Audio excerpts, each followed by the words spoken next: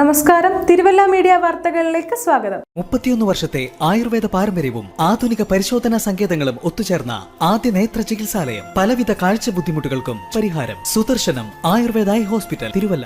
മനുഷ്യബന്ധങ്ങളിൽ അകൽച്ചയും വിദ്വേഷവും മത്സരവും വർദ്ധിച്ചു വരുന്ന ഈ കാലഘട്ടങ്ങളിൽ പുഷ്പമേള പോലുള്ള വലിയ കൂട്ടായ്മകൾ മനുഷ്യബന്ധങ്ങൾ വർദ്ധിപ്പിക്കുന്നതിനും അകൽച്ചകളും വിദ്വേഷങ്ങളും അകറ്റുന്നതിനും പരസ്പര സ്നേഹം വർദ്ധിപ്പിക്കുന്നതിനും ഉപകരിക്കുമെന്ന് പ്രതിപക്ഷ നേതാവ് വി.ഡി. സതീശൻ തിരുവല്ല പുഷ്പമേള ലോഗോ പ്രകാശനം നിർവഹിക്കുകയായിരുന്നു അദ്ദേഹം.